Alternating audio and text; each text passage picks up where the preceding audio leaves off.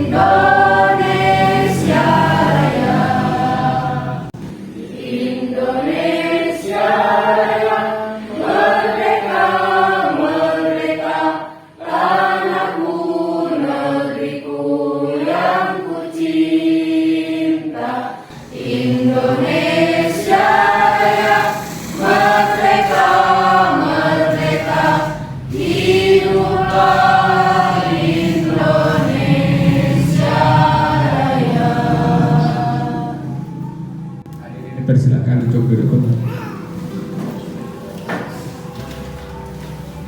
Acara yang selanjutnya yaitu sambutan dari Bapak Kepala Sekolah SDN 1 Sukahurip oleh Bapak Teddy Kusmayadi SPD. Waktu dan kesempatan kami persilakan.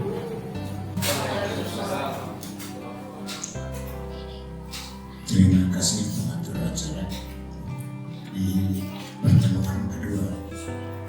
Harusnya beda hari. Saya sebagai kepala sekolah baru mengucapkan banyak terima kasih kepada alhamdulillah Ibu Dela Marisana. Yang saya banggakan Ibu Leni, yang saya banggakan guru-guru SDN 1 Sukahurip. Izinkan hari ini untuk menyampaikan selamat melaksanakan aksi nyata diseminasi budaya positif. Dalam kegiatan ini kita ikuti alur apa yang akan dijelaskan oleh Ibu CKP, Ibu Leni. Mudah-mudahan Bu Leni menjadi virus untuk menyampaikan kepada rekan-rekan sejawat. Jangan sungkan, sekali lagi Bu, sampaikan yang terbaik kepada teman-teman sejawat. Jangan Ibu muncul sendiri, ajak rekan-rekan yang ada di SDN 1 Sukahurip. Terakhir, mohon bimbingan lagi Ibu Dela Marisana SPD, MPD dan ujung kering sana. Terakhir bisa Ibu Bapak Guru ikuti dengan seksama bahwa hari ini kita melaksanakan aksi nyata diseminasi budaya positif. Mung saja teh namanya atas aksi nyata, ini atas aksi nyata, atas akhirnya aksi nyata si kadinya itu si kadinya nyata ayat aksi teh kena begini. Itu pengingatan itu saja. Maka Ibu Wilujeng seperti biasa gunakan apa yang ada di SD 1 Sukuri, upama diugakan maka gunakan ke Bapak Ibu guru ulah sungkan, ulah ada orang kelas mana asal ulah diperbaiki. Assalamualaikum warahmatullahi wabarakatuh. Terima kasih kepada kepala sekolah yang telah menyampaikan sambutannya. Untuk selanjutnya sambutan dari Ibu pengajar praktik kepada Ibu Dela Marisana SPD. Waktu dan kesempatan kami persilakan. Terima kasih moderator yang sudah memberikan waktu dan juga kesempatannya. Bismillahirrahmanirrahim. Assalamualaikum warahmatullahi wabarakatuh.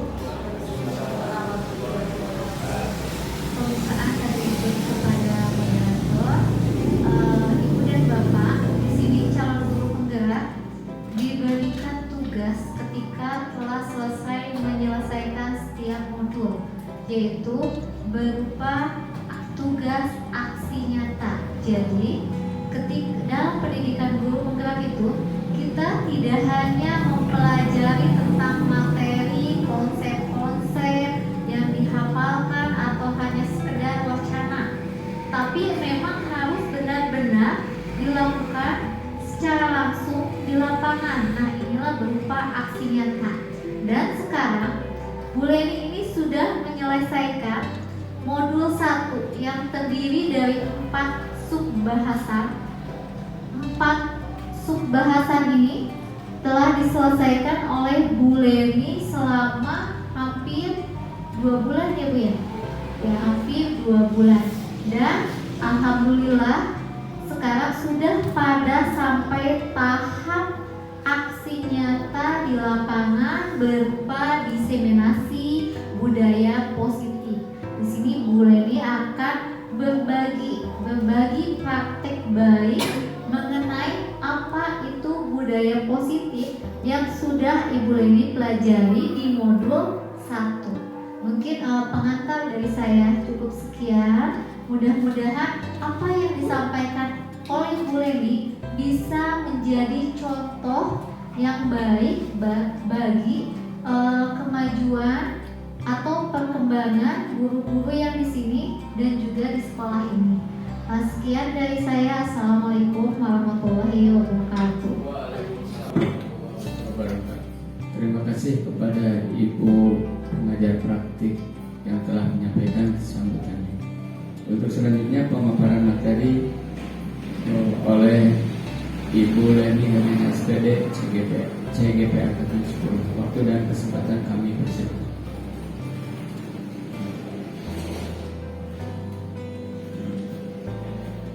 Bismillahirrahmanirrahim. Assalamualaikum warahmatullahi wabarakatuh. Alhamdulillah, puja serta puji kita panjatkan kehadirat Ilahi Rabbi, yang mana kita semua dapat berkumpul di tempat ini dalam keadaan sehat dan tentunya bahagia. Amin ya Allah. Tak lupa salawat serta salam kita curahkan ke junjungan besar Nabi Muhammad Sallallahu Alaihi Wasallam. Yang terhormat Bapak Kepala Sekolah Bapak Teddy Kusmayadi selaku Kepala Sekolah SDN 1 Sukahurun Kecamatan Cigedung, juga yang terhormat dan saya ucapkan terima kasih telah dapat menghadiri acara diseminasi ini karena kebetulan bertepatan dengan acara kami sebelumnya, yaitu pendampingan 2. Ibu Dela Marisana selaku pengajar praktik dari BPPG Jawa Barat mewakili dari Kabupaten Garut. Terima kasih. Tak lupa yang sebesar-besarnya untuk rekan-rekan ibu bapak guru yang saya hormati dan saya banggakan, yang telah meluangkan waktunya di sela-sela kesibukan setelah lelah-lelah seharian mengajar. Kita berkumpul di tempat ini untuk mengikuti acara yang kami selenggarakan, khususnya acara yang memiliki topik yaitu penyebaran pemahaman dan penerapan pengalaman budaya positif di lingkungan sekolah. Semoga acara ini dapat memberikan manfaat dan nilai sinergi bagi kita semua dan untuk sekolah kita. Tak lupa juga saya ucapkan terima kasih untuk Ibu Bapak Guru yang alhamdulillah dapat hadir, yang dari sekolah tempat yang berbeda dengan SD Sukoharjo 1. Selamat datang, selamat menghadiri acara ini. Mudah-mudahan Allah Subhanahu wa Ta'ala membimbing acara kita dari mulai saat ini dan kedepannya dalam keadaan lancar dan penuh berkah. Mohon izin Bapak Kepala Sekolah dan Ibu PP, saya akan menampilkan video sekilas ya. Kita udah lelah bekerja, kita hibur dulu dengan lagu walaupun di dalamnya cuplikan materi yang akan kita paparkan selama 1 jam ke depan. Mudah-mudahan memberikan semangat baru untuk Ibu Bapak semua.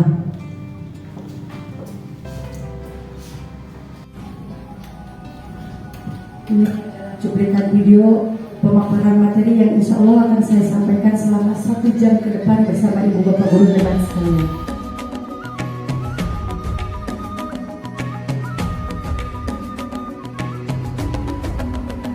Bangun dan bukalah matamu, saatnya meraih mimpimu. Arahkan pandangan ke depan, Tuhan kan menuntunmu. Sadarilah masa berganti, tantangan kan kita hadapi. Bergandeng tangan untuk negeri, era kita menanti berseri. Kita belajar Pancasila, kita bernafas dalam sila-silanya. Kita belajar Pancasila, ayo kita jaga untuk Indonesia. Bersatu dalam perbedaan, berpegang tangan dan berlari.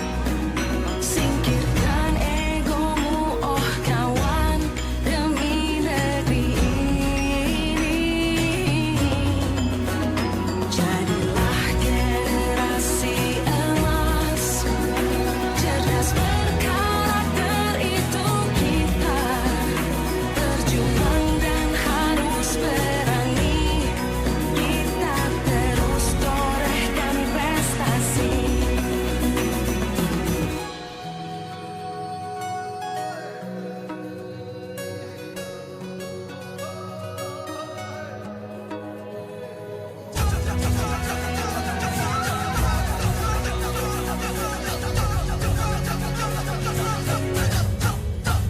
Kita belajar Pancasila, kita bernafas dalam sila-silanya.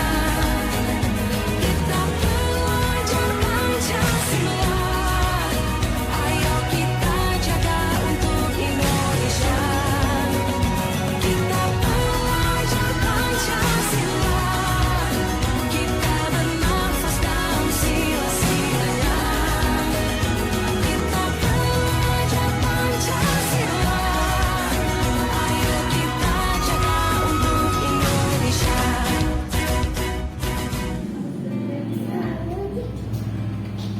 Sekian cuplikan video yang akan dijadikan bahan untuk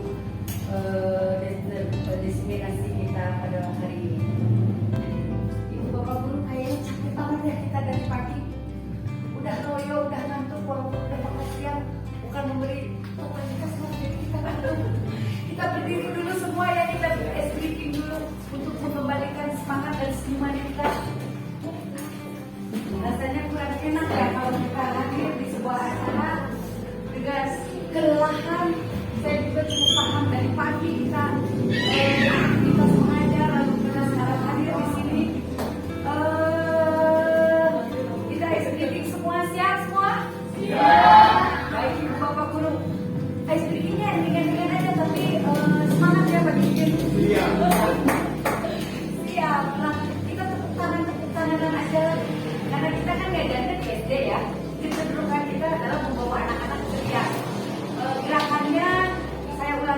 pelan-pelan dulu. Buka tutup, ayo tepuk tangan. Buka tutup, tepuk tangan lagi. Digulung-gulung, sambil tersenyum. Digulung-gulung, sambil tertawa. Kita lebih bersemangat ya. Kita dua hitungan pertama, nadanya geser dulu aja, ya. Tapi tepuk tangannya yang semangat. Gak mau pakai tangan kaki juga boleh, ya.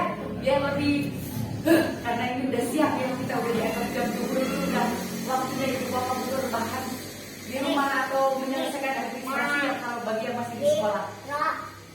1, 2, 3. Buka tutup, bertepuk tangan.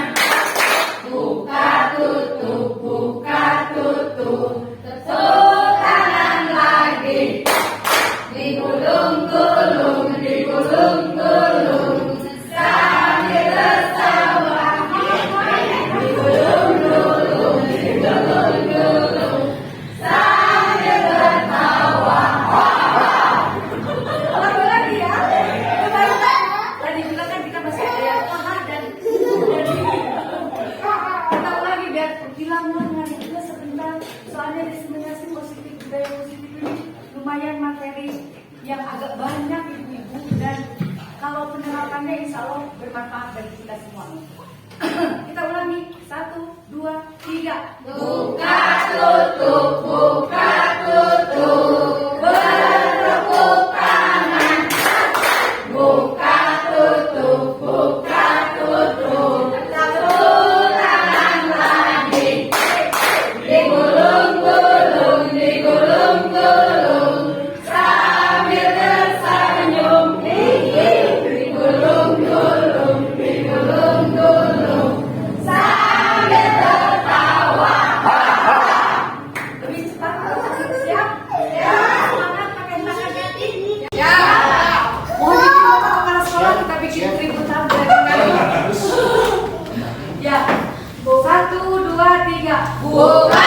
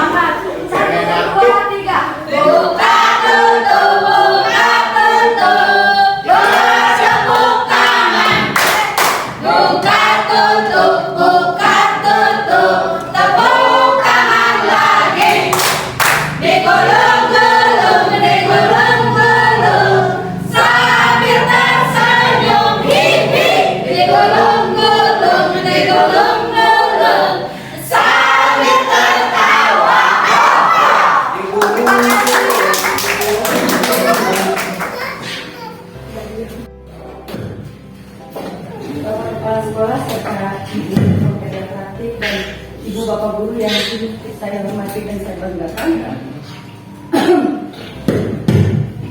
Tema kita hari ini adalah penyebaran pemahaman dan penerapan pengalaman budaya positif. Sebetulnya tugas disimulasi ini adalah tugas saya untuk memenuhi salah satu tugas saya sebagai CGP ya, calon guru penggerak. Yang alhamdulillah saya sekarang ada di angkatan 10 dari Kabupaten Garut. Semoga ibu bapak guru yang lainnya bisa di angkatan 11 dan 12. Amin.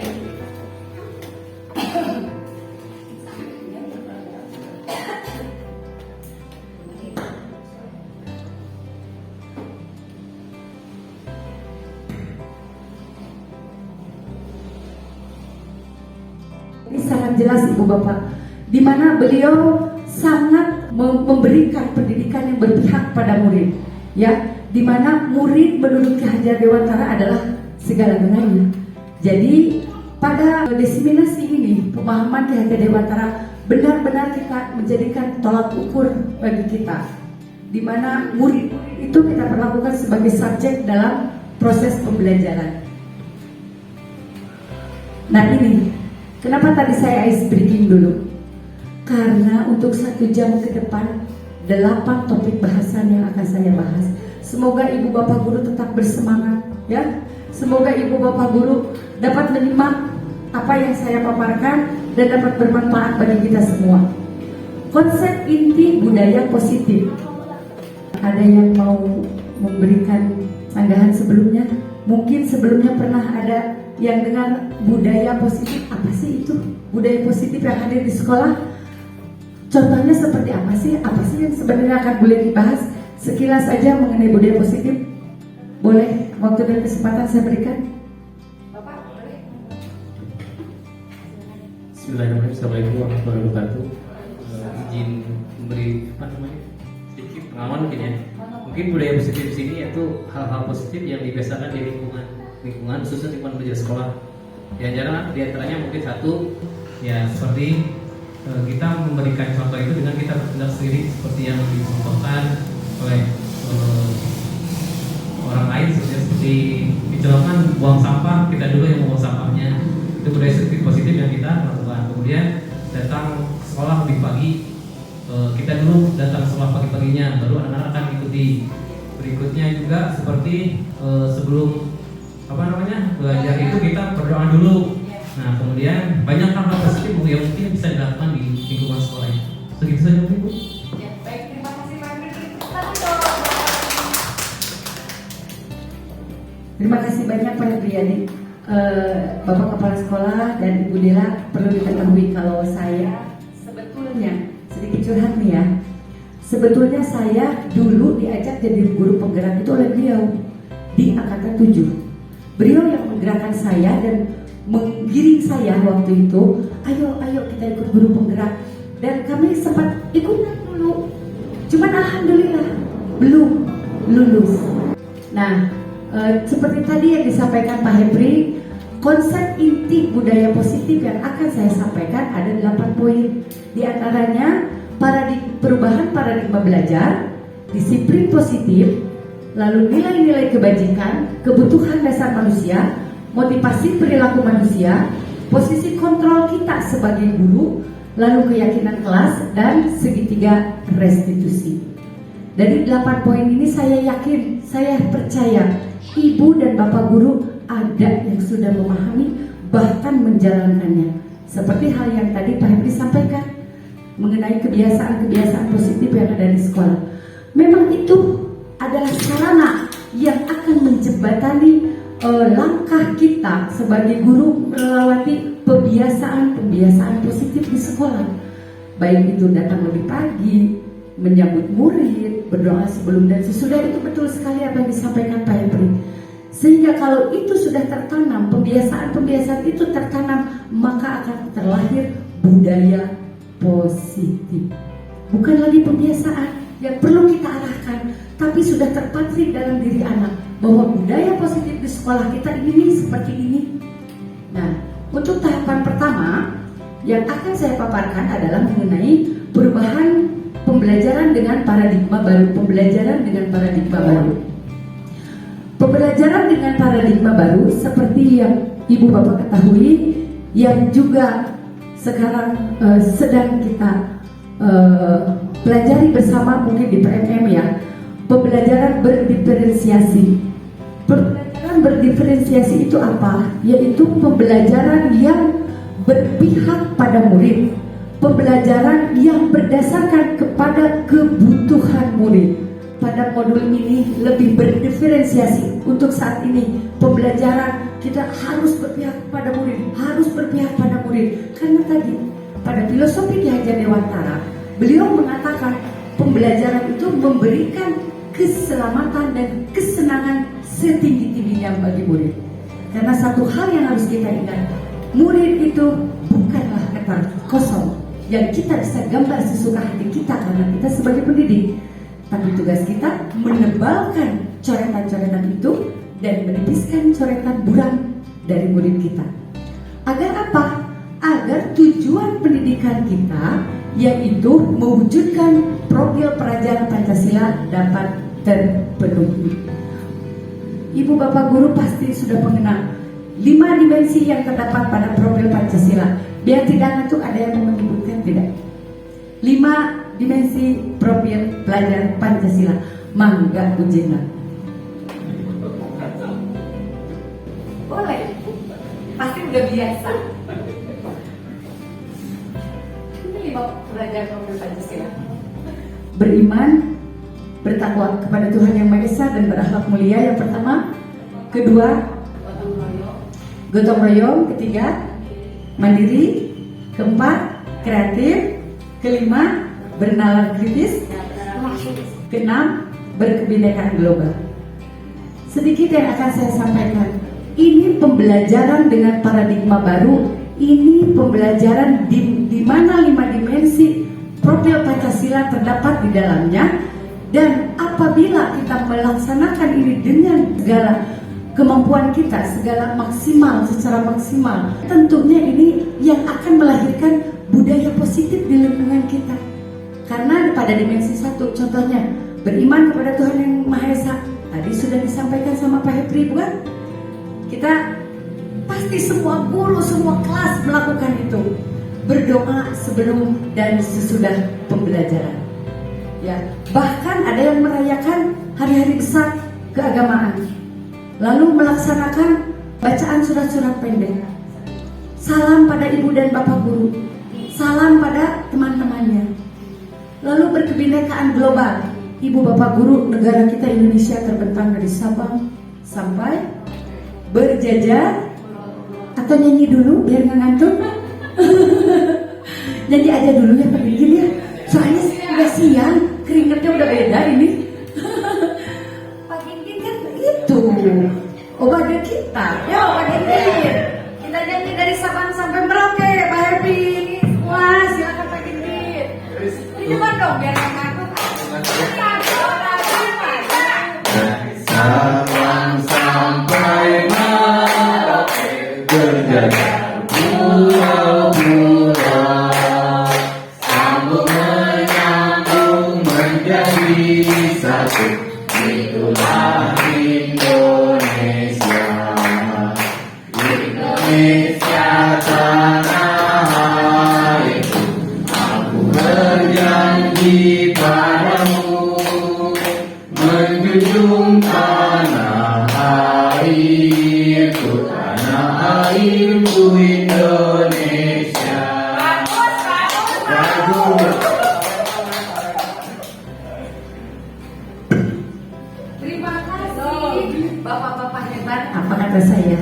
Rekan-rekan saya itu kan ibu dan bapak guru hebat, Bu.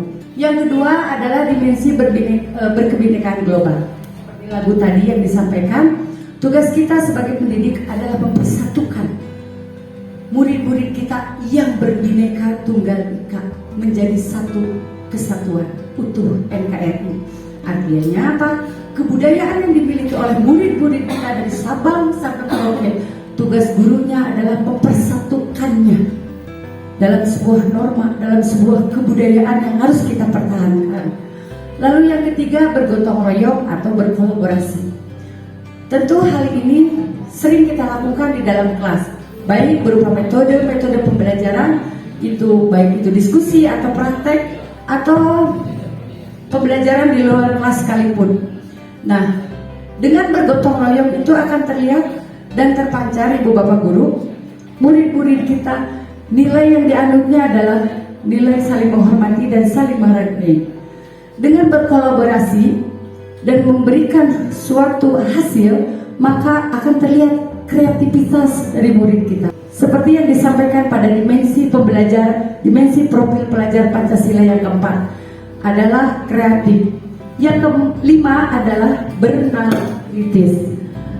Dengan murid yang berakhlak, lalu murid yang berkebinekaan tunggal ika, murid yang berkebinekaan global, murid yang berkolaborasi, murid yang kreatif, maka kemudian akan terlahir murid yang bernalar kritis, dalam artian murid yang memiliki wawasan luas, bukan murid yang berdasarkan pada teori-teori saja, tapi murid yang memiliki cara pandang ke depan untuk dirinya sendiri ataupun bangsa ini di kemudian hari.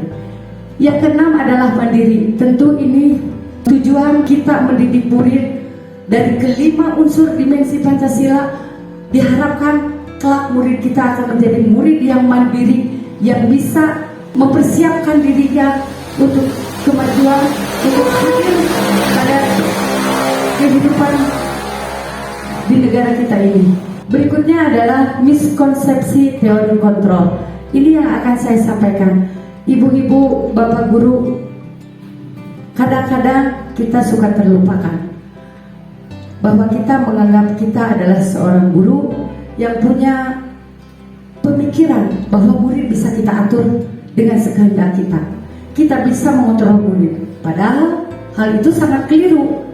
Murid tidak bisa kita kontrol. Yang bisa mengontrol diri itu hanya orang tersebut. Lalu yang kedua, kita berprinsip, dan karena saya guru, saya bisa mempengaruhi murid dengan penguatan positif yang saya berikan. Padahal itu juga belum tentu. Kita bilang, dengan kamu rajin belajar, nanti kamu jadi anak pintar. Kalau belajarnya belajar main game, ya tidak bisa pintar-pintar secara akademik. Tapi mungkin dia akan punya ilmu yang lain dari sisi pengalaman.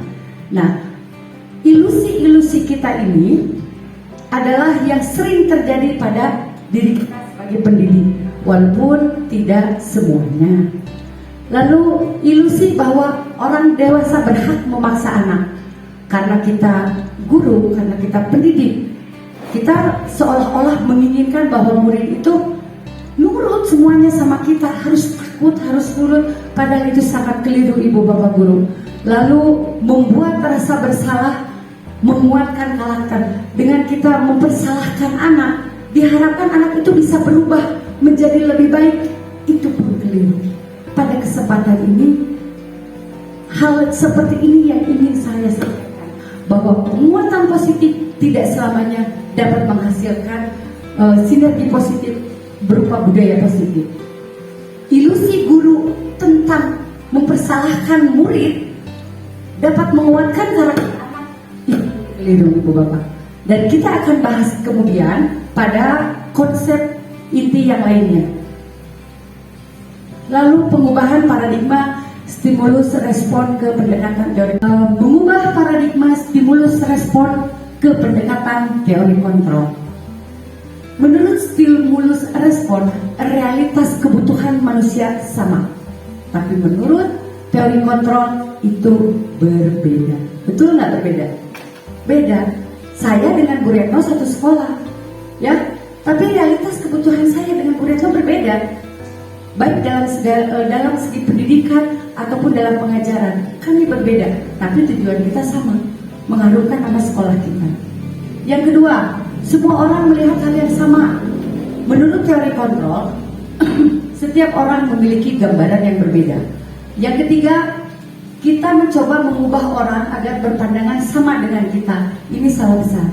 Kalau kita mengarah-arahkan orang agar cara pandangnya sama dengan kita, jelas keliru ya Bu ya. Yang keempat, orang lain bisa mengontrol saya. Hanya Anda yang bisa mengontrol diri Anda. Menurut teori kontrol, saya bisa mengontrol orang lain menurut stimulus respon. Tetapi menurut teori kontrol, Anda tidak bisa mengontrol orang lain. Ini sudah jelas. Kita bisa buktikan dari pengalaman hidup kita sendiri, baik di keluarga ataupun di dunia tempat kita bekerja. Pemaksaan ada pada saat bujukan gagal. Nah, pendidik sering membujuk murid, tetapi kalau gagal akhirnya jadi setengah maksa.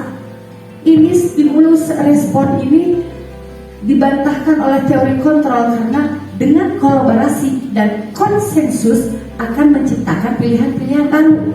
Jadi bila murid kita mengatakan, saya nggak bisa Pak, kita nggak usah memaksanya dengan kata-kata, bisa, kamu pasti bisa, so, coba lagi. Itu sangat keliru ibu bapak guru. Tapi dengan memunculkan kolaborasi dan konsensus akan memberikan pilihan pada anak. Bu, aku mau pengen seperti teman yang di sebelah sana mengerjakannya, boleh nggak Bu? boleh. Yang penting kamu paham konsepnya. Ya, itu salah satu contoh dari perubahan dari stimulus respon ke teori kontrol. Model berpikir menang kalah itu terjadi pada stimulus respon. Sedangkan pada teori kontrol adalah metode menang-menang. Ya, berikutnya disiplin positif. Nah, ibu bapak guru, kadang jangankan murid ya, kita aja sebagai pendidik yang benar-benar megang sebuah dasar, sebuah landasan kalau kita harus menjadi panutan dan contoh. Tapi terkadang mendengar kata disiplin, kita suka agak terkaget-kaget ya. Ada apa lagi ini? Kenapa kita harus disiplin? Karena ada yang bisa menambahkan saya tidak? Biasanya disiplin itu syarat dengan apa? Boleh? Diri anak. Dengan apa? Diri anak. Pak Amas boleh? Disiplin itu biasanya syarat dengan apa, Bapak? Bisa? Soalnya kan kita suka ini ada disiplin ini, ada disiplin itu. Biasanya disiplin itu kalau secara umum dengan attitude, baik attitude kita sebagai guru ataupun murid. Baik. Terima kasih Pak Arif. Disiplin seperti yang Pak Arif bilang lebih ke menjaga attitude. Betul sekali, itu berarti dalam sebuah kontrol atau dalam sebuah peraturan. Makanya di saat kita ada kata di atas kita, maaf, pimpinan kita mengatakan disiplin ya, kaget kadang. Itu pun yang terjadi dengan murid kita. Tetapi andaikan kata disiplin kita sandingkan dengan kata positif, itu bukan suatu beban, ibu-ibu. Ya, disiplin positif karena apa? Disiplin positif itu yang keluarnya dari diri kita sendiri, bukan yang disuruh orang-orang, bukan yang dipahatkan dalam sebuah aturan. Karena disiplin sendiri ada di sini penjelasannya. Disiplin berasal dari kata disiplina yang berarti belajar. Nah, makanya jangan takut dengan kata disiplin, karena hari-hari kita memang adalah untuk belajar. Disiplin mengacu pada disiplin diri yang memiliki tanggung jawab terhadap apa yang dilakukan berdasarkan nilai-nilai yang diyakini. Jadi kalau kita menjalankan kedisiplinan akan lebih ringan rasanya apabila itu keluar dari dalam diri kita sendiri. Maka kata disiplin, ayo kita tarik, kita sambungkan dengan kata positif, biar tidak menjadi beban bagi kita. Berikutnya, sebagai pendidik, tujuan kita adalah menciptakan peserta didik yang memiliki disiplin diri, sehingga mereka mampu berperilaku mengacu kepada nilai-nilai kebajikan universal dan memiliki motivasi intrinsik dalam perubahan perilaku ke arah yang lebih baik. Ini adalah tujuan disiplin positif. Ibu bapak guru, disiplin positif alangkah indahnya kalau murid kita bisa memiliki sikap seperti ini. Disiplin positifnya itu berasal dari dirinya, bukan dari ajakan-ajakan kita, dari hentakan-hentakan kita, dari aturan yang selama ini kita sebutkan dan kita arahkan untuk mereka. Sehingga pada setiap prosesnya tidak perlu untuk kita ingatkan secara terus-menerus. Lalu yang berikutnya, nilai-nilai kebajikan. Pada kesempatan ini saya ambil nilai-nilai kebajikan berdasarkan dari profil pelajar Pancasila yang tadi 5 dimensinya: beriman dan bertakwa kepada Tuhan Yang Maha Esa dan berakhlak mulia, berkebinekaan global, kreatif, kolaborasi dan gotong royong, bernalar kritis dan mandiri. Kemudian berdasarkan dari PYP, nilai-nilai kebajikannya toleransi, rasa hormat, integritas, mandiri, menghargai, antusias, empati, keingintahuan, kreativitas, kerjasama, percaya diri, dan komitmen. Nilai kebajikan berdasarkan dari keterampilan hidup, dapat dipercaya, lurus hati, menjadi pendengar yang aktif, tidak merendahkan orang lain, dan memberikan yang terbaik dalam diri. Ini adalah nilai-nilai kebajikan yang harus senantiasa kita tanamkan pada diri anak-anak kita, bahkan pada diri kita sendiri. antusiasme kita, toleransi kita kepada sesama. Kalau kita melakukan itu, dicontohkan kepada murid, kan namanya juga pendidik ya, kita digugu dan ditiru. Insya Allah murid kita pun akan melakukan hal yang sama. Kita menjadi pendengar yang aktif, pendengar yang baik bagi teman-teman kita, lingkungan kita. Mungkin murid pun akan melihat hal yang sama. Oh, ibu bapak gini, cuma kalau lagi ngobrol, pandangannya tidak lepas ya, jadi nggak acuh tak acuh. Itu adalah salah satu budaya, nilai-nilai kebijakan yang nantinya akan membawa budaya positif di lingkungan kita. Baik, untuk selanjutnya adalah tentang kebutuhan. Kebutuhan dasar manusia. Apakah ibu bapak guru punya kebutuhan? Kebutuhannya menjelang apa ya Bu ya? Menjelang Lebaran. Ya itu bukan, memang itu tidak dipungkiri, kita sebagai manusia memiliki kebutuhan itu. Dan itu ada pada bahasan saya saat ini. Bukan hanya untuk murid, tapi untuk kita sebagai pendidik, sebagai pengajar. Ada beberapa kebutuhan yang akan saya sampaikan pada saat ini. Kebutuhan dasar, pemahaman tentang kebutuhan dasar saya sampaikan dulu, adalah segala sesuatu yang kita lakukan untuk mendapatkan apa yang kita inginkan. Seluruh tindakan yang kita lakukan memiliki tujuan tertentu, dan semua usaha terbaik yang kita lakukan adalah dalam rangka memenuhi kebutuhan dasar.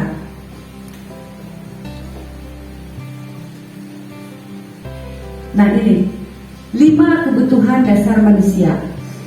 Ini bukan hal yang biasa-biasa saja ya, karena satu saja hilang dari diri kita, tidak terpenuhi dari diri kita, akan menjadi sebuah sebab dan akibat. Dan itu pun akan terjadi pada murid-murid kita. 5 kebutuhan dasar manusia, seperti tadi Bu Leli bilang ya, kalau ibu-ibu menjelang Lebaran, pusing kebutuhannya berbeda, itu ada tapi di sini Bu Leli, yaitu kebutuhan bertahan hidup. Di mana indikatornya kebutuhan hidup itu apa? Bertahan hidup itu makanan, pakaian, tempat tinggal, keamanan, kesehatan. Kita aja kalau tidak sehat kan tidak bisa menikmati kehidupan ini. Kita kalau tidak punya pakaian, terbayang nggak sama ibu bapak guru? Berarti kita butuh kan dengan semua itu. Berarti pakaian itu adalah salah satu kebutuhan dasar kita kan? Kita bisa bekerja, kita bisa kemana-mana. Kebayang kalau kita tidak punya itu. Dan itu pun yang terjadi dengan murid kita. Banyak sekali murid yang menjadi bolos, tidak masuk sekolah karena dia tidak memiliki seragam. Sudah kecil, sobek, belum dibelikan lagi, dicuci belum kering. Nah, makanya di saat kita menemukan problem di lapangan, masalah seperti itu, ada murid yang tidur-tiduran, jangan langsung, kamu kunaon, perhatikan kan ibu teh, ya, tidak seperti itu. Tapi kita lihat dulu, kamu kenapa tiduran aja? Udah sarapan belum? Belum, oh itu.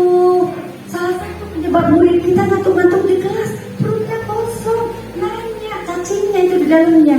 Itu adalah salah satu kebutuhan dasar. Ya Bu, kita ngajar aja kalau lapar, kelejangan kan? Betul kan Pak Arif? Kemudian kasih sayang. Ibu bapak guru prioritas kasih sayang. Butuh kasih sayang. Kalau tidak disayangi, hampa tidak hidupnya. Sama ibu bapak guru, murid pun sama. Kalau tidak kita berikan kasih sayang, maka di sekolah dia akan merasa hampa. Mau ibu bapak guru hampa? Pak Ginggit pengen diberikan kasih sayang atau pengen hampa?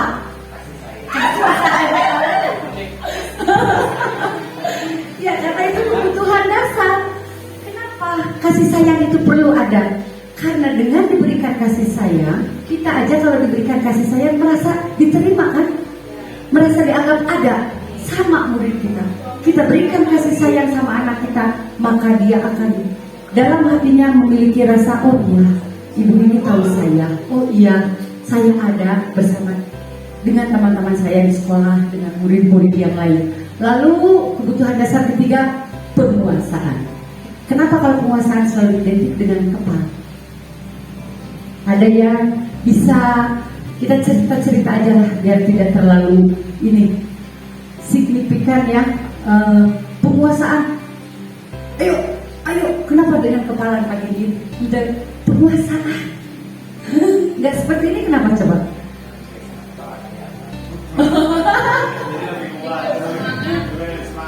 Ya, karena penguasaan identik dengan semangat. Ya, nah ini penguasaan ini sangat diperlukan loh dasar ini, ya, untuk anak didik kita dan untuk kita. Lalu kemudian kebebasan. Dengan memberikan kebebasan kepada murid, maka akan tercipta karakteristik murid yang sesungguhnya. Akan tercipta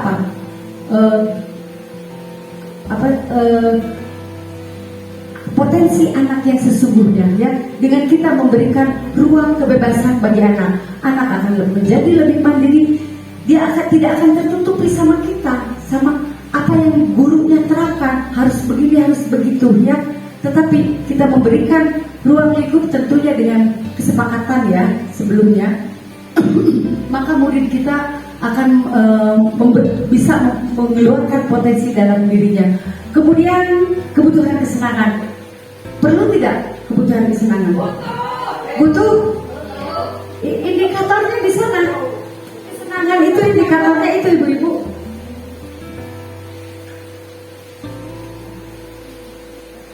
Indikator rasa senang itu adalah tertawa, humor,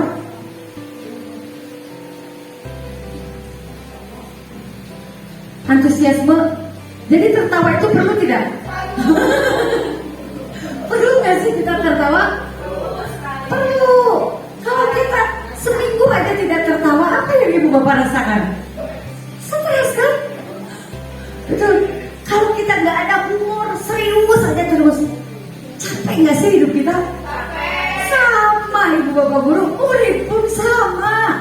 Kalau seminggu di dalam kelas kita kasih terus edukasi materi dengan diharapkan dapat paham, dapat ini, dapat itu dari guru dan kegiatan pembelajarannya tanpa ada humor, tanpa tertawa, murid itu datang ke rumah mungkin akan merasa lelah.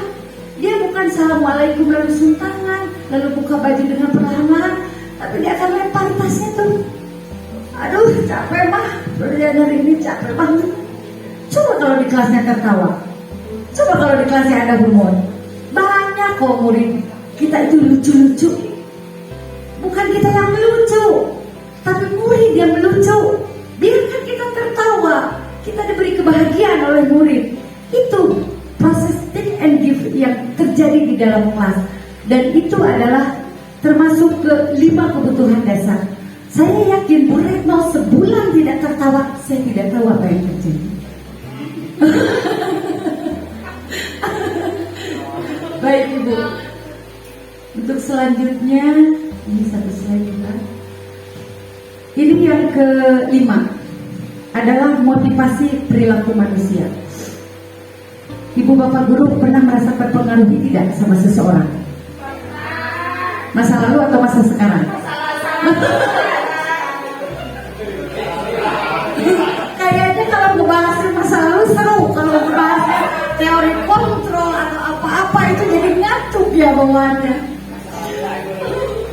Pernah termotivasi sama masa lalu, terbawa sampai masa kini dan masa now?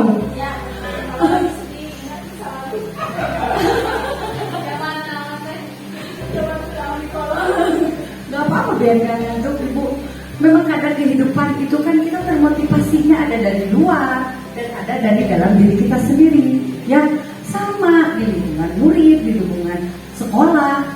Hal yang bisa merubah kita itu motivasinya bisa terjadi dari 2 hal. Ya, 1 ekstrinsik, 2 intrinsik. Yang susah itu yang intrinsik kesadarannya. Tetapi jangan takut apabila kita berubah karena ekstrinsik. Ekstrinsik itu bisa mengarah ke intrinsik selama kita memiliki konsistensi melakukannya.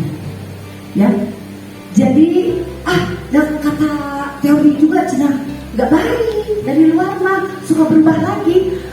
Daripada ada, intrinsik enggak, ekstrinsik pun enggak. Ya, murid pun sama.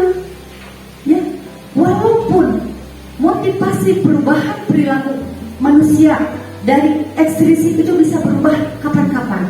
Bisa berubah kalau tidak dalam pengawasan atau tidak dalam kontrol kita. Tidak masalah. Yang penting kita ada upaya untuk membuat hal itu menjadi sebuah konsistensi, melakukan secara kontinuitas. Maka insya Allah ke depannya hal itu akan menjadi sebuah yang mendasar dalam diri anak. Ya, walaupun perubahan intrinsiklah yang sesungguhnya kita harapkan. Dari mana bisa mengalahkan motivasi perubahan perilaku manusia secara intrinsik?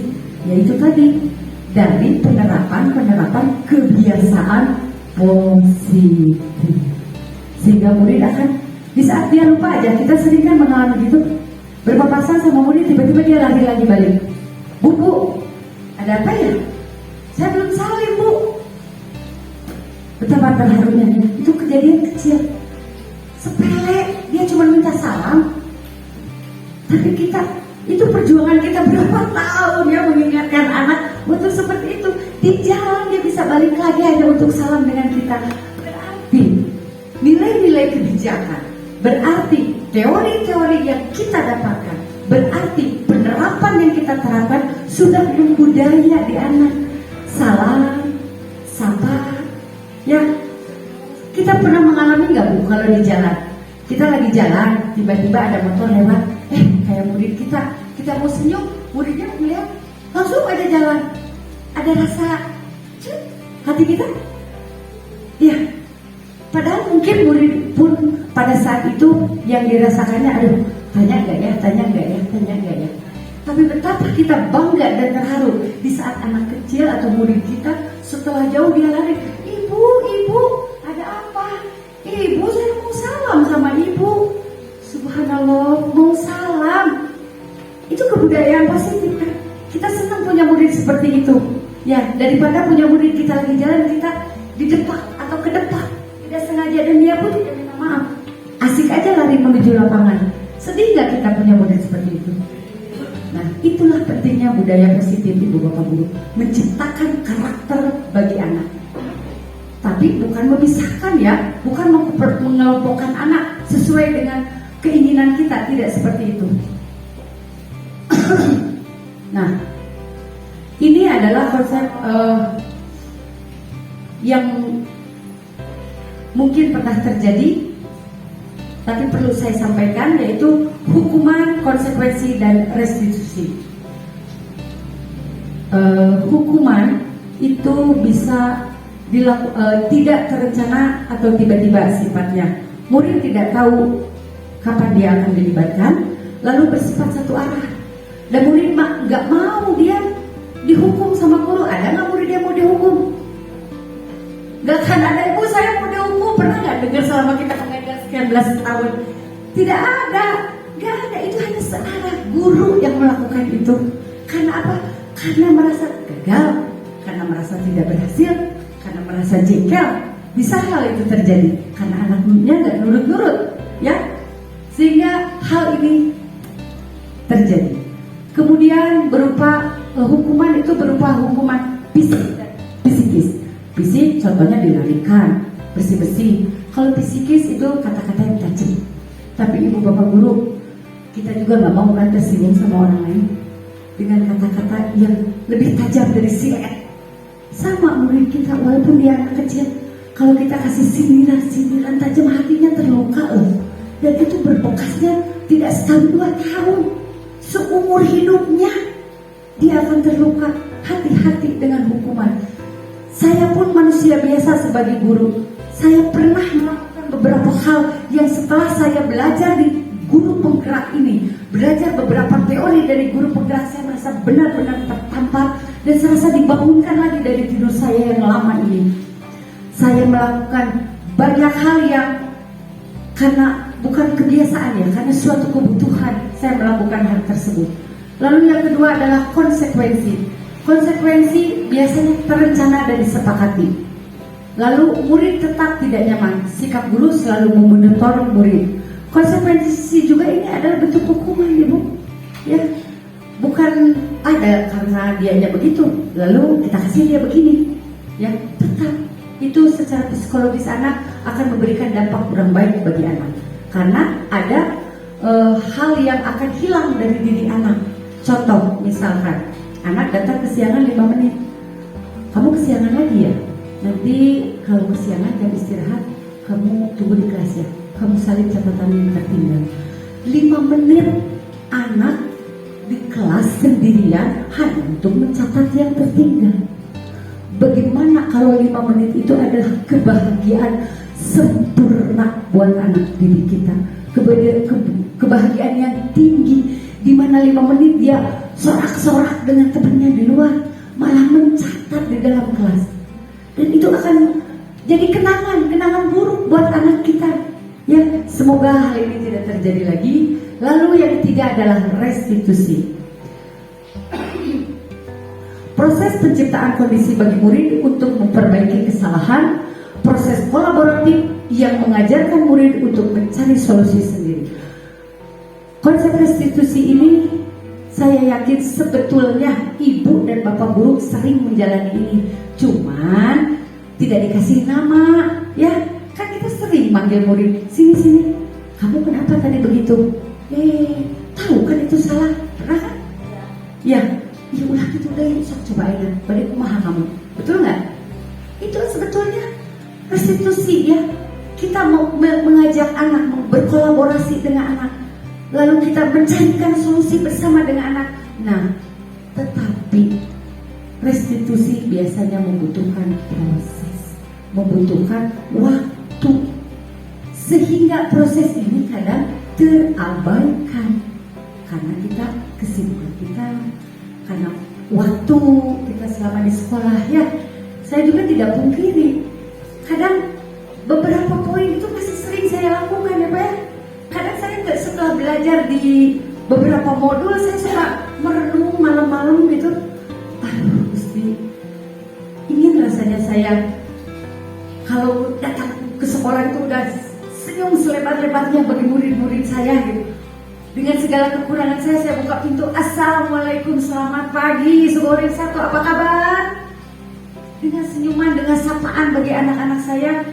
Karena setelah saya mempelajari beberapa modul di calon guru penggerak ini, benar-benar bagi saya secara pribadi adalah refleksi diri yang luar biasa. Karena refleksi diri itu bisa terwujud apabila kita mengalaminya dan apabila kita mendapatkan contohnya.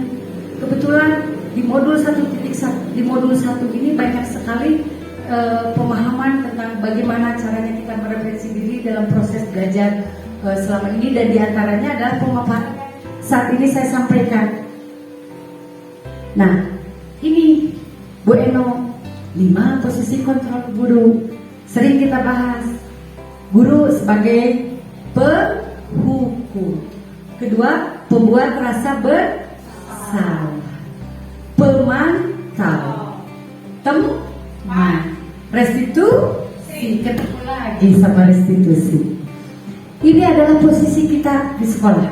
5 posisi kontrol guru yang harus kita pahami dengan seksama. Sebetulnya kita di sekolah itu kadang-kadang, saya yakin tidak setiap saat, dan kita kan mengajar, ya. Tapi pernah melakukan hal ini. Kita posisi kontrolnya sebagai penghukum, tanpa sadar kita adalah pembuat rasa bersalah. Kadang-kadang kita merasa udah benar sebagai pemantau, padahal konsekuensinya tetap memberatkan anak. Lalu teman, tapi kadang kita lupa, di saat kita sibuk kita tidak bisa menjadi teman bagi murid kita. Tapi di saat kita butuh, karena kita memperlakukan teman, murid kita menjadi teman bagi kita. Lalu berikutnya adalah restitusi.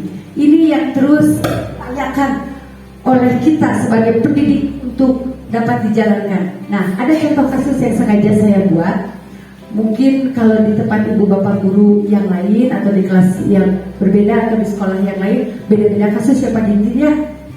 5 contoh penerapan 5 posisi kontrol. Siswa tidak bisa melakukan piket di kelas. Contohnya, murid itu sebetulnya jadwal piket, tapi dia tidak melakukan piket. Apa yang dilakukan gurunya? Yang pertama, guru itu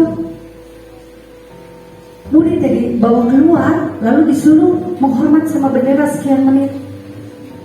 Lalu apa? Kontrolnya itu. Berarti guru tersebut memiliki sikap sebagai penghukum. Apa yang bisa terjadi andaikan keseringan hal ini terjadi pada diri anak? Anak akan memiliki rasa dendam. Buktinya, pernah kita marahin murid kan? Pasti pernah ya. Saat dia kembali ke bangkunya, apa yang dia lakukan? Kalau tidak dia menangis, dia biasanya nyoret-nyoret bangku. Kalau tidak coret-coret bukunya, disetak-setak dimasukin ke tasnya. Ya, karena apa? Batinnya terganggu dengan hukuman yang kita berikan, dengan bentakan yang kita berikan. Yang mudah-mudahan kita mengupayakan sebisa mungkin hal ini tidak terjadi. Lalu pembuat rasa bersalah. Contoh kalimat pemaparannya, berapa kali Bapak Ibu memberitahu kamu selalu mengecewakan Bapak dan Ibu. Ini kelihatan sepele, tapi dengan ada kata kamu tuh, berapa kali sih Ibu kasih tahu kamu mengecewakan terus Ibu. Dengan nada yang sontai, dengan nada yang seolah-olah kita nggak ngambek, padahal ke anaknya itu bikin malu banget. Dia merasa bersalah sekali. Dampak psikis yang dirasakan anak akan merasa kecil selama-lamanya. Kenapa? Karena dia selalu merasa dirinya gagal dan bersalah.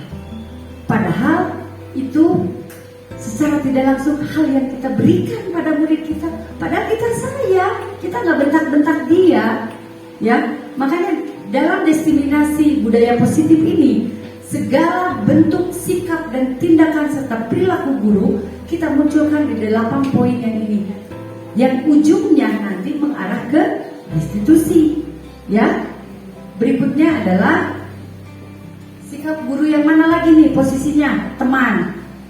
Bu Leli sering kan, Bu Leli dengan murid kelas 1, biasanya guru kelas atas ya, yang memperlakukan murid dengan sebagai teman biasanya kan, dalam praktek olahraga atau pembelajaran di kelas, karena komunikasinya kan lebih bisa terjalin dengan baik ya, pertemanannya. Tapi hati-hati, posisi kita sebagai teman itu ada positif negatifnya Pak Didin. Positifnya kita akrab dengan murid, pasti Pak Didin udah tahu.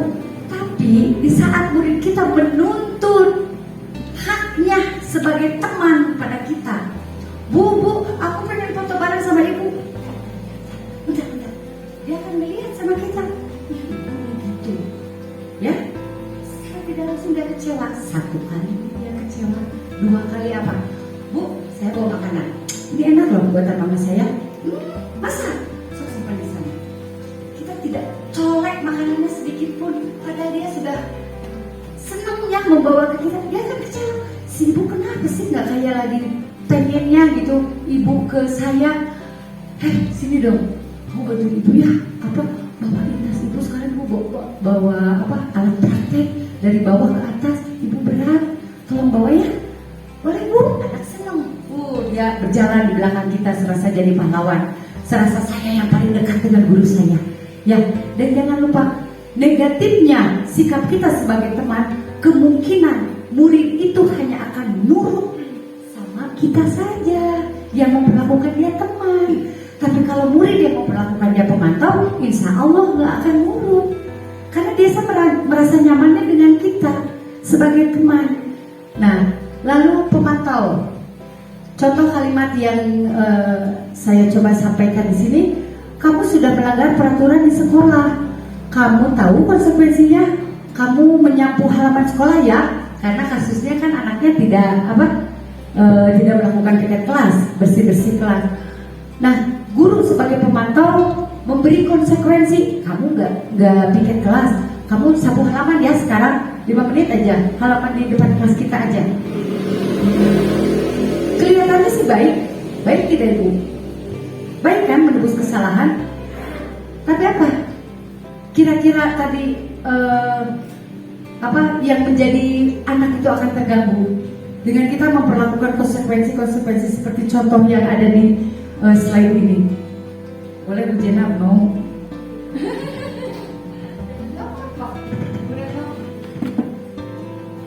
Ya, konsekuensinya itu tadi ada beberapa waktu yang dimiliki anak kita yang akan menjadi hilang. Yang terakhir adalah posisi guru sebagai manajer. Dengar kata manajer kita suka rada wah manajer ya. Siapa sih yang gak ingin jadi manajer? Nah, posisi guru juga bisa ibu-ibu, kita guru manajer ya.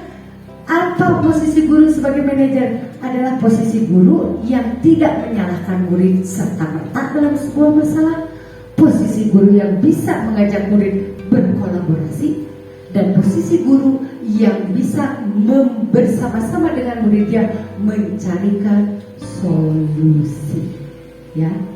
Sehingga permasalahan-permasalahan yang ada pada murid, yang ada pada sekolah, yang ada pada kelas tidak menjadi sebuah instrumen yang akan mempengaruhi perkembangan budaya positif di kita. Kalau seorang guru memiliki sikap kontrol sebagai manajer, saya sampaikan di sini contoh ungkapannya. Apakah kamu tahu kesalahan kamu? Sering kan kita bertanya itu? Sering kan? Sering ya. Cuman kita kadang nggak tahu bahwa ini tuh sebuah konsep ya. Yang tadi disebut restitusi. Kira-kira bagaimana kamu memperbaiki kesalahan kamu? Sering kan Bu ya kita bertanya itu sama murid. Nah, itu yang sebenarnya murid harapkan. Posisi kita sebagai manajer. Siap ibu-ibu kita jadi manajer atau mau jadi pemantau? Tapi jujur ya, jujur saya akui dalam destinasi ini. Selama saya mengajar, saya sering dan kadang itu membuat hal yang sedih buat saya. Saya memposisikan diri sering menjadi pemantau buat murid-murid saya. Kalau jadi penghukum, insya Allah saya berusaha, ya Allah jangan sampai terjadi. Saya menjadi pemantau buat murid-murid saya karena saya menganggap apa yang saya lakukan itu benar. Bila dia berbuat baik, maka akan menerima kebaikan. Dia berbuat salah akan menerima kesalahan. Itu lahir hukuman berupa konsekuensi. Tapi setelah saya mengetahui modul ini, sedih saya. Saya kan pernah kecil ya dulu. Saya juga punya anak. Kemungkinan sebentar lagi nanti berapa tahun lagi saya punya cucu. Kalau punya apa? Istilahnya kita mengalami anak-anak kita diperlakukan seperti itu sama gurunya. Di saat dia harus jajan ke kantin, sorak-sorai, main karet, main beklem, istirahat, dia karena sesuatu sebetulnya kalau gurunya tahu itu tidak disengaja. Misalkan kesiangan hanya mencari kos kaki, kesiangan bukan karena telat tidur, karena air kosong, sayurnya rusak, yang disalahkan kok anak ya. Tapi kalau kita menjadi manajer, telusuri dulu hal itu. Tidak akan kita melakukan hal itu sama murid-murid kita. Saya jujur, saya sering bersikap sebagai pemantau. Walaupun saya sendiri jam istirahat kadang suka balik lagi, harus balik lagi ke kelas. Udah belum, no. Apa ngeliatin murid ya. Tapi karena saya menganggap itu sebuah penanaman kedisiplinan yang berharap murid akan berubah, saya pernah melakukan itu. Dan saya sampai saat ini saya memposisikan diri saya sebagai teman sering. Karena kebetulan saya mengajar di kelas atas, jadi kolaborasi yang terjadi lebih banyak ke praktek ya, lebih banyak pada kegiatan-kegiatan yang bersifat menggali motivasi anak, menggali dengan berbagai kegiatan lah ya. Jadi anak-anak kita kadang kalau kita hadir mendekat dengan mereka itu akan muncul rasa bangga yang luar biasa ya. Tapi tanpa saya sadari pula, saya kan hanya manusia biasa, pendidik itu hanya manusia biasa. Di saat saya memiliki kesibukan tertentu, anak murid kita, ibu-ibu tadi ya dia pengen cerita. Kalau dulu saya yang manggil, sini, kamu kenapa sih jadi kurus? Kenapa kamu sakit? Kamu jangan terlalu sering makan pedas ya. Oh iya bu, wah ini itu, iya tuh, tolong ya bawain ini ke ruang bapak kepala sekolah. Murid senang, walaupun dia ditanya-tanya, ya senang. Tapi di sama murid, betapa hancur dan kecewanya hati bule. Seperti mengenang masa lalu yang tadi disampaikan, maka motivasi Bu Leli pun terhempaskan saat itu juga, ibu-ibu. Nah, kayaknya pemaparan saya cukup ya. Sekarang ibu bapak guru yang menjawab dari apa yang telah sampaikan. Saya ditugaskan loh. Ini bukan pertanyaan dari saya, ini pertanyaan dari pemantik. Salah satu tugas saya di diseminasi pemahaman ibu bapak apa tentang budaya positif, nilai-nilai kebijakan yang sudah diberikan. Ini adalah salah satu pertanyaannya. Pertanyaan pertama, saya kecewa sekali dengan kamu. Mangga, saya mau pindah-pindah slide. Ibu bapak guru yang menjawab. Silakan mic-nya saya kasih kebebasan biar mendapatkan rasa kesenangan agar tertawa ya. Silakan ibu. Bu Leli atau ibu siapa aja sama enggak? Gak apa-apa, kita saling ini aja. Kan mesti ada teorinya di dalam Islam. Bahkan aku ini ke apa? Ibu bapak jawab. Nah, posisi kontrol apa saya? Saya kecewa sekali dengan kamu. Itu kontrol apa? Kita sebagai guru tuh melakukan kontrol apa? So, mangga, silakan. Giliran, para ibu guru kan tadi saya sudah pasti bukan kontrol saya. Ya.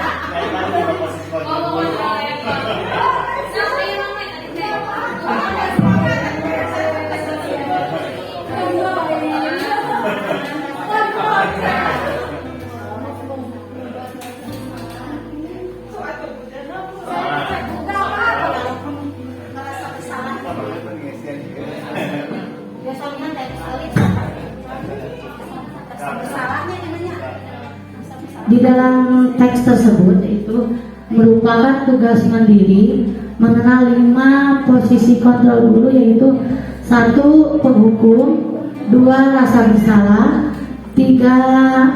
Pembuat rasa bersalah, 3. Teman, 4. Pemantau, yang terakhir 5. Manajer. Betul. Pertanyaannya apa, Bu?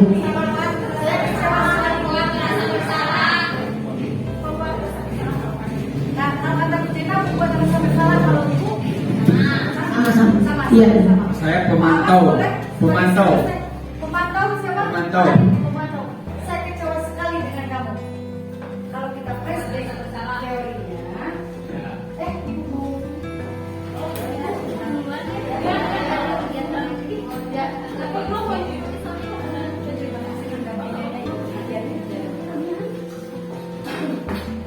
nah, untuk ini ada nggak? Membatasinya sebagai membuat rasa bersalah. Ya? Siap. Lalu kita masuk ke pertanyaan berikutnya. Silakan yang menjawab.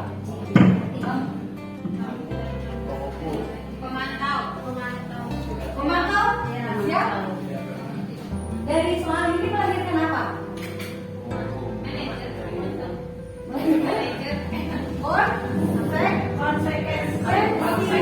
Jadi kalau tidak mengerjakan tugas, maka nilai tidak akan mendapatkan nilai. Kalau tidak berkonsekuensi itu berarti sebagai pemantau. Baik, jawab apa? Sebagai apa?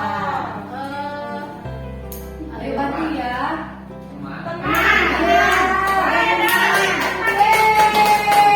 Jawaban tidak sempurna. Berikutnya, apa? Manajer.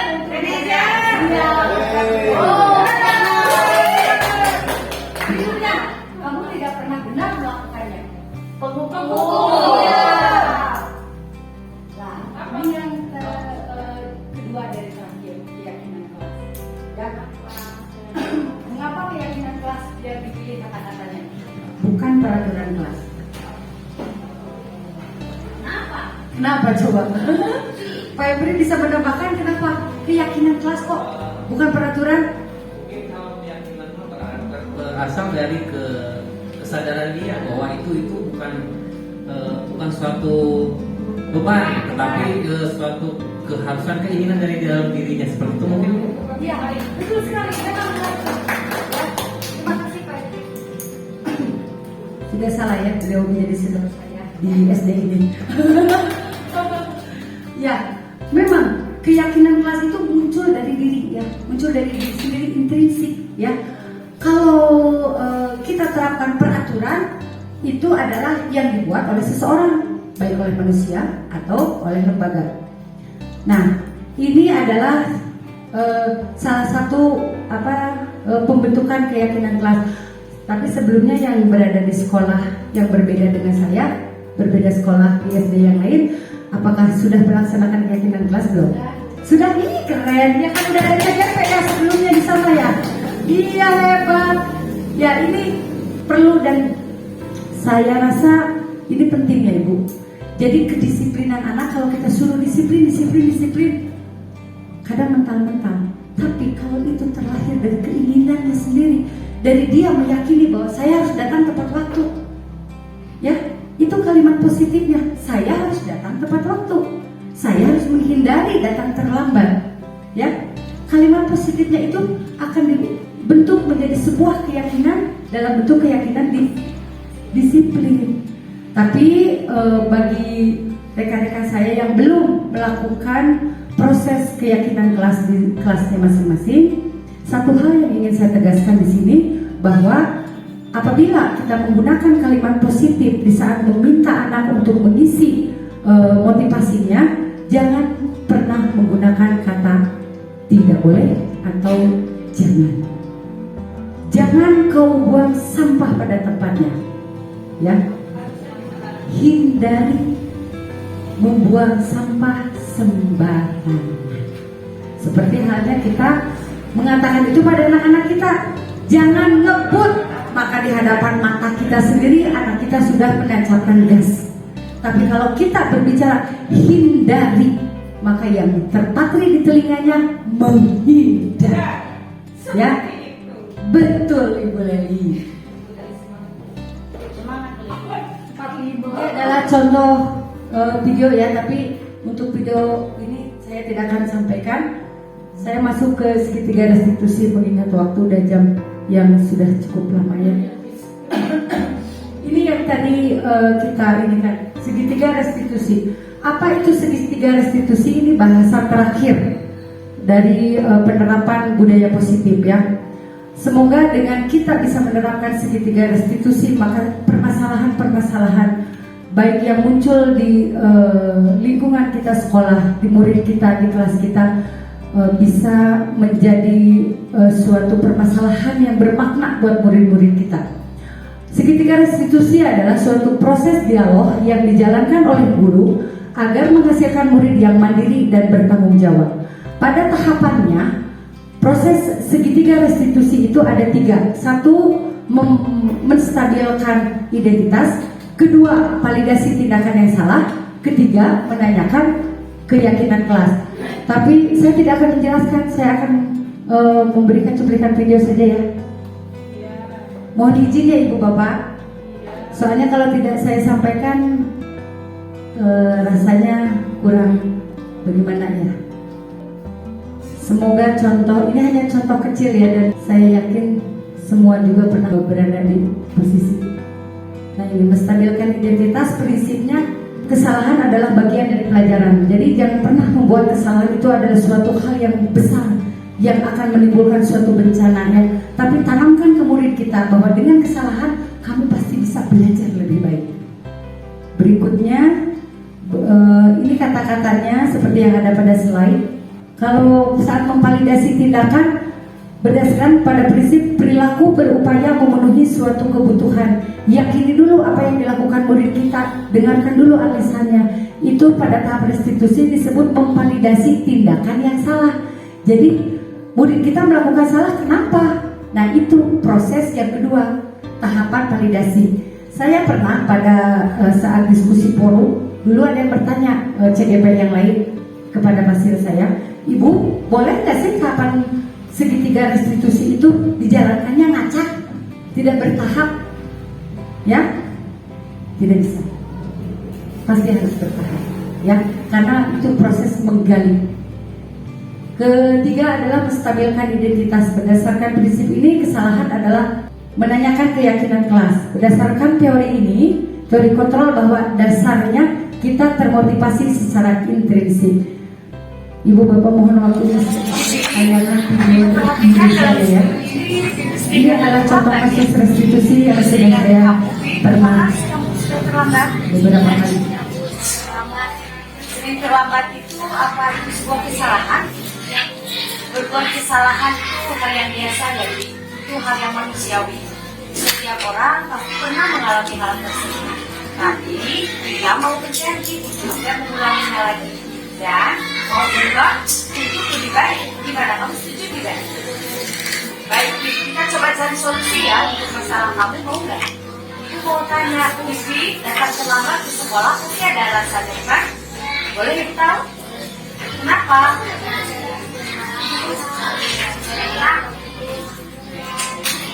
Sering datang terlambat itu sesuai dengan keyakinan kelas kita tidak, Bu?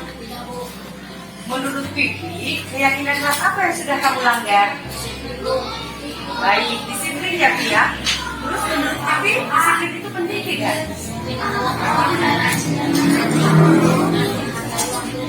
Betul sekali, Vivi. Dengan menghargai waktu, kita akan bisa memaksimalkan apa yang akan kita kerjakan. Dengan menghargai waktu, itu hal yang sangat penting karena untuk Vivi, tugas dan pelajaran sekolah tidak akan tertunda lagi, sehingga tugas-tugas itu nanti tidak akan numpuk. Betul nggak? Saya minta maaf dan insya Allah saya janji tidak akan mengulangi lagi. Bagus, Pi, kamu sudah hebat. Kamu sudah mau minta maaf dan berjanji untuk tidak mengulanginya lagi. Lalu sekarang, menurut Vivi, apa yang akan Vivi lakukan agar hal tersebut tidak terulang lagi? Tapi saya tidak akan marah-marah dan main HP dan saya akan dapat waktu datang ke sekolah dan lagi menghargai waktu. Benar ya, kamu sudah berjanji ya. Baik, terima kasih Pi. Mudah-mudahan kamu bisa menjalankan apa janji kamu dan siap untuk berubah. Setuju? Terima kasih ya, Vivi sudah mau datang Ibu panggil di sini. Sekarang kembali ke kelas dan belajar. Ibu Bapak Guru sekalian, cuplikan video tersebut adalah merupakan akhir dari paparan materi yang saya sampaikan saat ini. Terima kasih banyak, semoga penerapan penyebaran dan pemahaman budaya positif bisa ada manfaatnya dan bisa kita aplikasikan di sekolah kita dan bagi diri kita. Saya haturkan terima kasih yang sebesar-besarnya atas kehadirannya dan saya persilahkan Pak Arif untuk menutup kembali acara ini. Terima kasih Pak Arif. Alhamdulillah, acara dari pertama sampai akhir selesai, banyak ilmu yang kita dapatkan. Terima kasih kepada Ibu Leni, kepada semuanya, ilmu yang telah kita dapatkan. Mudah-mudahan kita semuanya bisa menyerapnya dan kita bisa mengamalkannya dalam kegiatan kita sehari-hari. Itu saja mungkin apa yang bisa saya sampaikan dari awal sampai akhir. Mohon maaf kalau ada kata-kata yang salah. Kita tutup dengan doa bersama-sama dengan bacaan hamdalah. Alhamdulillahirabbil alamin. Akhirul kalam. Wassalamualaikum warahmatullahi wabarakatuh.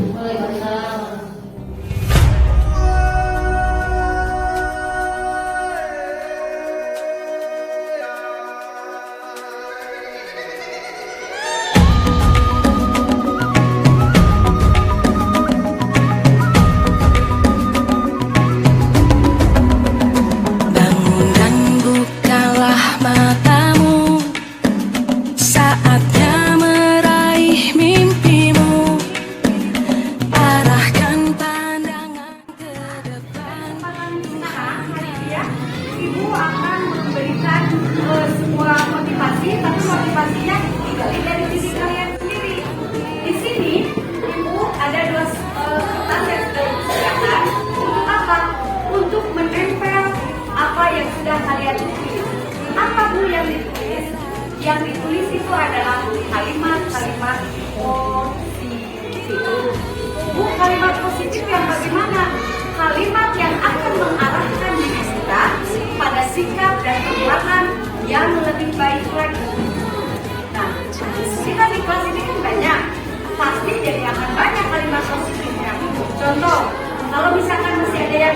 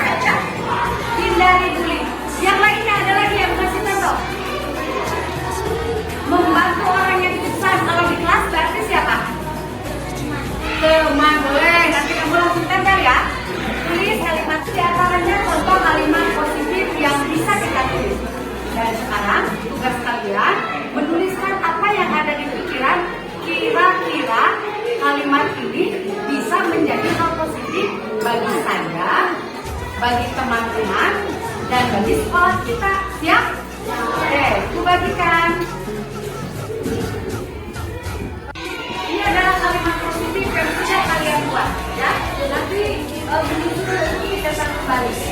Ibu ambil salah satu contoh. Ini tulisannya siapa ya? Hindari bullying atau mencela orang lain. Ini kalimat positifnya yang sudah kalian buat dan sudah ibu baca. Ini kita akan buat menjadi satu kata lebih kepada keyakinan. Keyakinan apa dari kalimat ini yang bisa kita terapkan? Kalau menurut kalian tidak bullying itu apa? Baik, apalagi tadi? Hidup damai. Damai. Menghormati. Bullying. Hindari bullying atau mencela orang lain. Nah, ini kita tempelkan di sini. Lalu yang kedua, hindari minta izin sebelum mengambil barang orang. Ini termasuk menghormati atau kasih sayang? Minta izin sebelum mengambil barang orang lain. Menghormati, menghargai punya orang ya. Kalau ada kata yang menjadi keyakinan yang sama, kita tempel di yang sama lagi. Nah, buat contoh yang ini. Hindari buang sampah sembarangan. Ini disiplin atau menghormati? Nah, kalau ada beda gini, kita kelompokkan di bawah. Dua kelompok tadi saling menghormati, keyakinan kelas kita. Ya, di antaranya bagi dalam saling menghormati itu kita tidak boleh tinggi. Kita kalau meninjau harus kedua, disiplin. Dalam kelompok disiplin, berjawab sama kalian. Apa contohnya? Hindari membuang sampah berikutnya, diambil lagi. Menghormati guru, orang tua, tamu di sekolah. Ini termasuk menghormati atau disiplin? Lakukan lagi di sini. Berbuat keyakinan kita. Apalagi? Membuang sampah pada tempatnya. Kita kelompokkan lagi di sini. Tidak membuang sampah